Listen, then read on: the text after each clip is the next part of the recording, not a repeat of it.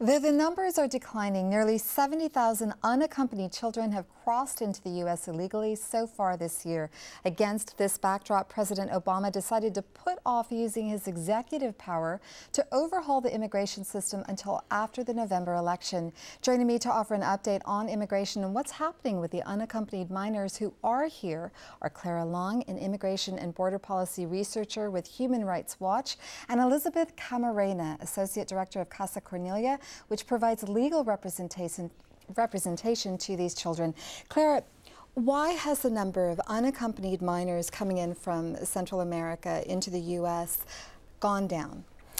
Well, that's a very difficult question to answer. We can say a couple things. First, every year there's a yearly surge and decline in immigration numbers. So that's very natural that numbers would go down in the end of the summer and during the hot months of the summer in particular. We may see, if that's the case, we may see a seasonal surge again starting, say, in February or March of next year. Another thing that could be happening, and something that, to be honest, we're concerned about, is that Mexico has increased its interdictions and under pressure has increased its immigration enforcement on Central Americans moving through the country. This is worrying because, as we've seen, many of the Central American migrants who arrived in the United States require international protection of some sort. They're suffering threats. They may fear for their lives. In Mexico, they may not be getting the protection they need. So you've recently returned from Honduras. Why did you go there and what did you see? I went to Honduras to try to speak with migrants who have been deported from the U.S. and try to find out how they were treated in terms of their claims for asylum or other kinds of international protection. And I found people who had some fear, some threat, some problem that made them flee their country and arrived in the U.S. and told officials that they feared for their lives and that they couldn't return to their country and were told there's nothing we can do. Upon returning to Honduras, these people were living in hiding, unable to go outside, still dealing with the same threat that they fled from. And the conditions that they're facing, gang violence, what are the threats? The threats are, among the people I spoke with, are gang violence, many small business owners who were forced to pay extortion fees but who could not afford the fees and therefore had their lives threatened. Children or young adults who were recruited into the gangs but didn't want to join or wanted to leave. Women who suffer domestic violence. Elizabeth, 76 of these children have been placed in San Diego. What's the legal process that they're going through? Well, all of them will have to go through the immigration removal proceedings.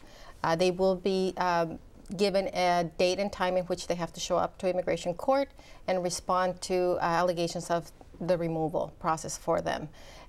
We will be seeing these children appear in court between now and maybe 2 to 3 years from now, because that is just the length of time that it takes a typical case in immigration proceedings to go through. And it doesn't necessarily show the effect that these children have had on the immigration system. There has been a 400,000 case backlog in the immigration courts for many years. And based on what you're seeing so far, how many of these children actually qualify for refugee status? Well, actually there has been studies that over 50% and close to 60% of the children who have migrated to the United States and arrived at our borders actually qualify for some sort of humanitarian protection. And so it's not necessarily just asylum. These children might qualify for T visa, which provides protection for those who have been victims of human trafficking. Clara, as you both know, President Obama has delayed taking any executive action on overhauling the immigration system. What were you hoping from his executive power? What kind of impact were you hoping that would have, any kind of executive action would have on these children? There are things that the president has done already that we're hoping, that we wish the president hadn't done using executive action. And one of those things that I want to highlight is family detention.